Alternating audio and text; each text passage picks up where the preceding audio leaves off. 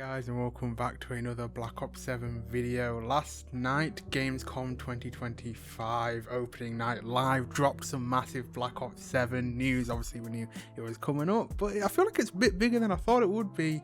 But yeah, there was updates on the campaign, multiplayer, zombies.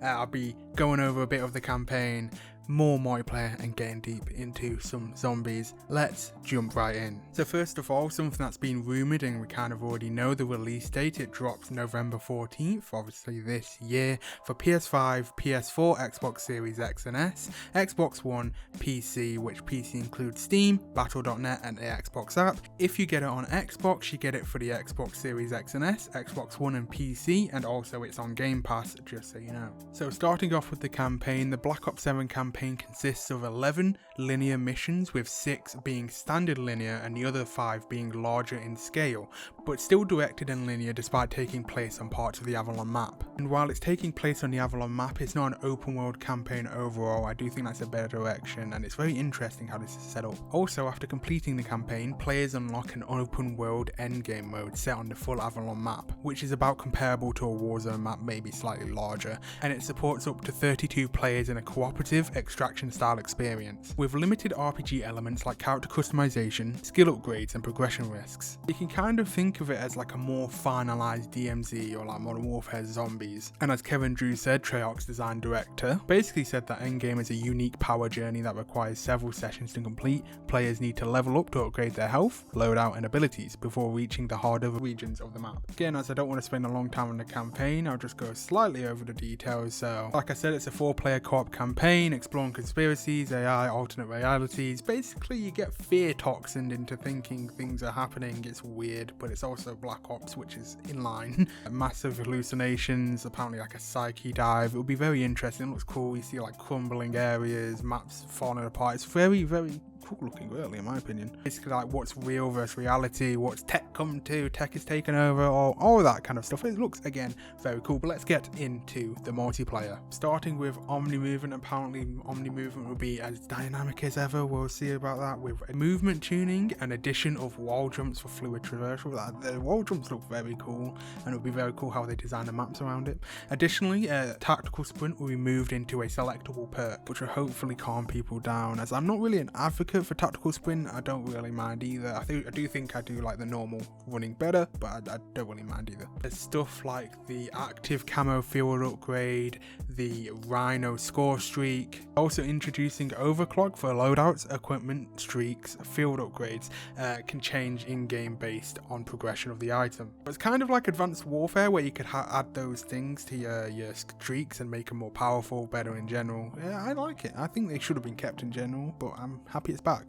Also, Black Ops 7 will feature 30 weapons at launch, including 16 new weapons to the series. It also features fan favourites like the Peacekeeper, M8A1, PDW-57, Inspired SMG, and more. And for the maps, there will be 16, 3 of which are remakes of classics, remade version of Raid, Hijack and Express, and the other 13 will be new. Outside of these maps, which are normal 6v6 maps, the game will feature larger skirmish maps. Skirmish mode is a 20v20 objective-based mode that takes place on sprawling maps set within Avalon.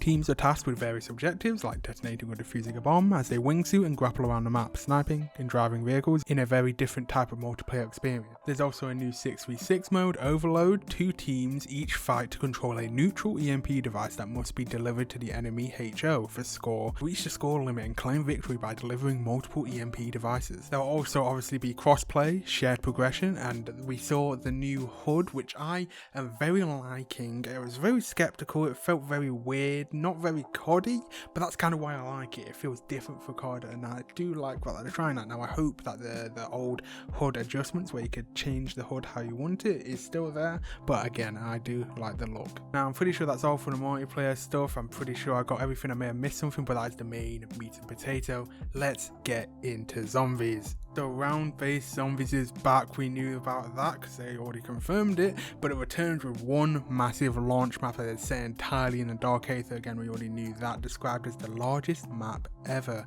the largest round-based map ever, because obviously Modern Warfare, zombies and Outbreak. Either way, at launch, it is inspired by Black Ops 2 TranZit, featuring 6 distinct points of interest, POIs, across different time periods, each with unique stories and Easter eggs. The POIs include remakes of Farm, Power Station and Diner from TranZit, a dark aetherfied, I guess that's what you should say, version of the Reckoning spawn room from Black Ops 6, and 2 entirely new areas. Players will be navigating between each POI on foggy roads, kind of like TranZit. And on those foggy roads there'll be constant threats, secrets like hidden items or side quests, and multiple routes exists. But then you'll be like, wait, GeoCon. God, I've never called myself that before. Why would I ever say that? How do I navigate these roads? There's supposed to be a bus, right? What's happened to that? There is the Wonder Vehicle. The Wonder Vehicle is a new drivable truck. It replaces the TranZit bus, serving as the primary way to travel around the map. It can be crafted or graded with apparently chains, tentacles for defense, a Wonder style turret, and an Abomination head on the front. Not gonna lie, this sounds absolutely peak. It sounds so fire. It just sounds really cool in my opinion, and something that I hope that they build on. I really do. Now, survival mode makes a comeback from Black Ops 2, offering smaller, focused round-based experiences on individual POIs or map sections. Unlike the original, it includes full high-round tools like Pack-a-Punch, armor stations and more. Farm is confirmed as the launch survival map, with others added post-launch. On to Dead Ops Arcade 4, a massively expanded standalone mode drawing inspiration from older Zombies maps. It's so content-rich, they said it could almost be its own game, with shared XP progression across multiplayer, campaign and zombies.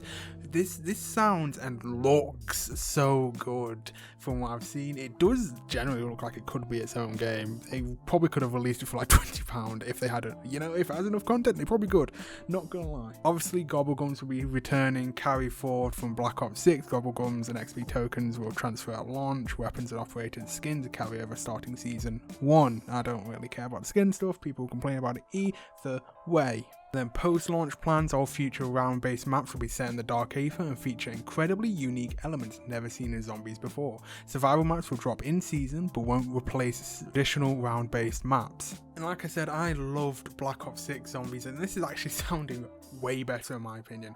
I just think it sounds way more unique, and I hope that the classic mode, if they do bring it back, is here.